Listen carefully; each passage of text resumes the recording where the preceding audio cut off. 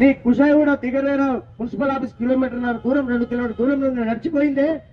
ఆడ 2 గంటలు ఆందోళన చేసి మండుటెండలో మా కుషాయిగూడ మాకే కావాలి, మా కుషాయిగూడ ప్రజల కళల స్వప్నం సాకారం కావాలి, కుషాయిగూడ డివిజన్ కావాలని చెప్పి నిలదీస్తే సాటి కార్పొరేట్ అనే స్టోరీ కూడా లేదు. నీ ఇష్టం ఉన్నట్టుకు నోరు ఉన్నది కదా, నాలిక ఉన్నది కదా, ఎట్లేస్తే అట్లా మర్రేస్తే తాటి మట్ట పెట్టి ఉల్టా పెట్టి కొట్టే పరిస్థితి ఈ కుషాయిగూడ జనాలకు ఉంటుందని చెప్పి గుర్తు చేస్తూ ఈ పైచము మానండి.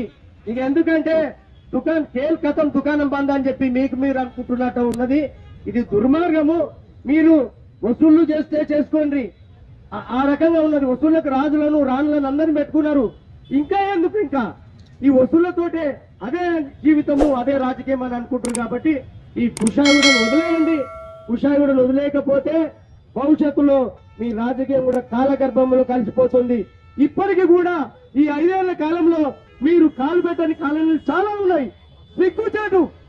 ఎందుకంటే మీరు మోసము, మీరు మాట్లాడుతూ మోసము, మీరు దగ, మీరు లక్షలు ఇస్తానంటారు, మోసం చేస్తారు, నీ భవిష్యత్తు చూస్తామంటారు.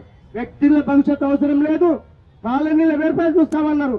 ఏదో చూసారు, మీరు మోసం చేశారు. మీరు 5 ఏళ్ల కింద మా కాలనీ గుడి సాక్షిగా 15 లక్షలు చెక్ ఇచ్చినారు. మీరు ఏం చేశారు? మీరు 10 పైసలు ఇవ్వలేదు. అయినా నేను కార్పొరేటర్ గా అవునన్నా కాదన్నా మీరు కార్పొరేటర్ కాబట్టి మీకు గౌరవం ఇచ్చినాము, ఆహ్వానం పలికినాము. మా బిల్డింగ్ మా కష్టం మా చెమట చుక్కలతోటి మేము నిర్మించుకున్న 15 లక్షల రూపాయలతో నిర్మించుకున్న భవనాన్ని ప్రారంభించడానికి రండి అని చెప్పి మేము ఉందాగా పిలిచినాం. అయినా మీరు రాలేదు. అయినా చాటుమాటుగా రాజకీయాలు చేస్తూ ఉంటారు, తైదక్కలు ఆడుతూ ఉంటుంటారు. ఇది దుర్మార్గము, ఇది మంచిది కాదు. ఇది ఎందుకంటే గౌరవ కార్పొరేటరు మీరు అవునన్నా కాదన్నా మాకు అందరికీ కార్పొరేటరే. నిన్నటిదాకా ఇంకా 2 నెలల కాలం ఉన్నది. ఇక్కడైనా మీరు భవిష్యత్ చాలా నిర్మించుకోవాలని ఊహించుకుంటున్నారు.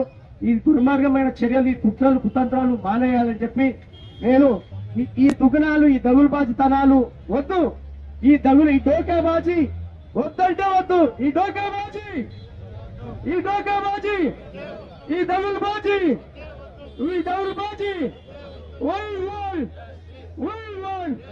జై కుషాయిగూడ.